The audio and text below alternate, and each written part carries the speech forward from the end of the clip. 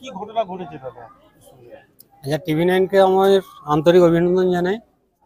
আমার ছেলে আজকের গতকাল রাত্রে এখানে অনুষ্ঠান হয়েছিল কলমোড়ে, কোথায় কোথায়? কলমোড়ে পশ্চিম ভাঙনবাড়ি কলমোড় স্থানে অনুষ্ঠান হয়েছিল। সে অনুষ্ঠান দেখতে এসেছিল।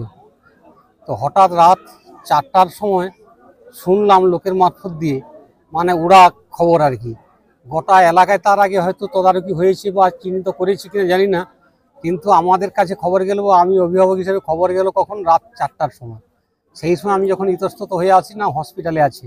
হসপিটালে ওখানে ডাক্তার দেখার পর, তার রিপোর্ট দেওয়ার পর সমস্ত কিছু এখানে বাইরে বের করে দিয়েছে। আমাকে বলছে আপনি ছুঁবেন না, আপনি কাছে আসবেন না।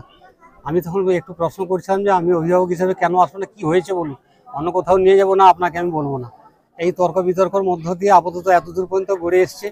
আমার একটাই প্রশ্ন, যে ঢিল ছোঁড়া দূরত্ব হচ্ছে আমার বাড়ি, এই অনুষ্ঠান থেকে পশ্চিম ভাঙনবাড়ির যে অনুষ্ঠান হয়েছিল ওই অনুষ্ঠান থেকে ঢিল ছোঁড়া দূরত্বে বাড়ি। গোটা এরিয়া, গোটা ওয়েস্ট বেঙ্গলের মতো, গোটা খেজুরি থানার মতো জায়গায় জানলো, কিন্তু আমি অভিভাবক হিসাবে এখনো পর্যন্ত জানতে পারলাম না। আমি লোকের কাছ থেকে শুনে এসছি, হয় কমিটি অথবা যারা সেবা শুশ্রূষা করেছে কেউ আমাকে একটু খবর দেয়নি। মারা গেছে, আমার ছেলে মারা গেছে, একটি মাত্র ছেলে মারা গেছে, সুজিত দাস। মানে কিভাবে মারা গেলেন, কি শুনলেন? ওরা বলছে যে কারেন্ট শর্ট হয়ে মারা গেছে, কিন্তু ঘটনাস্থলে থাকলে কারেন্ট শর্ট কি পরিকল্পিত হবে, আমার ধারণা এটা একটা পরিকল্পিতভাবে খুন করা হয়েছে। এটাকে এটা তদন্ত করতেছে।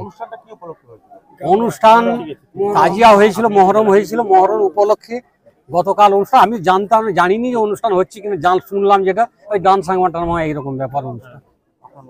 আমার নাম শশাঙ্ক দাস, বাড়ি পূর্ব ভাঙনবাড়ি। আমার ছেলের নাম সুজিত দাস।